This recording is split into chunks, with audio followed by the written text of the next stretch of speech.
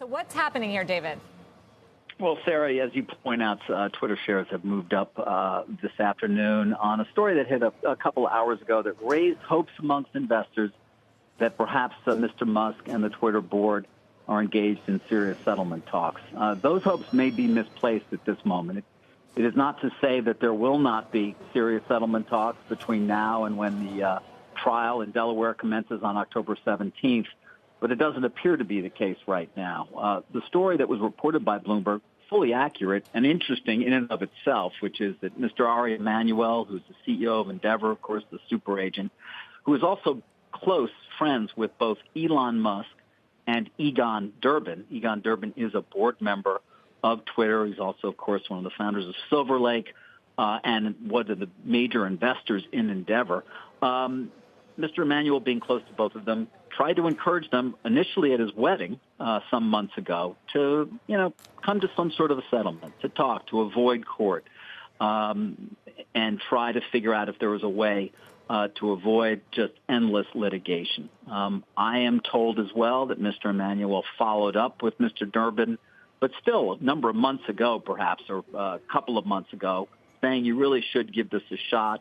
It doesn't appear that he was pushed to do this by Mr. Musk, but was simply taking an opportunity he saw as a close friend of both men to, again, avoid protracted litigation, the inside of a courtroom, and what are always perhaps the idea of unexpected outcomes. That does not mean that there are serious settlement talks underway. In fact, my sources close to the situation indicate that is not the case at this point. Again, it doesn't mean, Sarah, that there won't be at some point.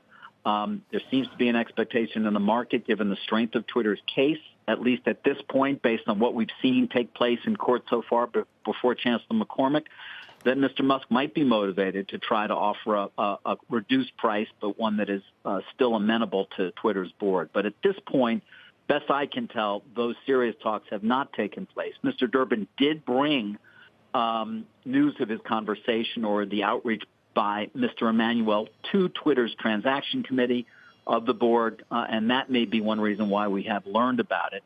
But again, it appears that took place some time ago. That is the initial outreach by Mr. Emanuel to Mr. Durbin. So what happens now? I assume you've been following the spectacle in the courtroom in Delaware, where I know I've read a lot of texts between Elon Musk. It's not your typical business case heads to court. What have you learned so far from the discovery proceedings that they've been going over, and what does it tell you about where it's headed? Yeah, well, the battles recently have been what is privileged and what is not. Or the communications between Mr. Musk and his banker, for example, Morgan Stanley, privileged, or should they be something that Twitter should be able to see and use? And on the other side as well, Mr. Musk's attorneys making certain arguments about things that Twitter says are privileged. It doesn't believe it the case. We're going to hear from Chancellor McCormick soon with an opinion on where those things stand.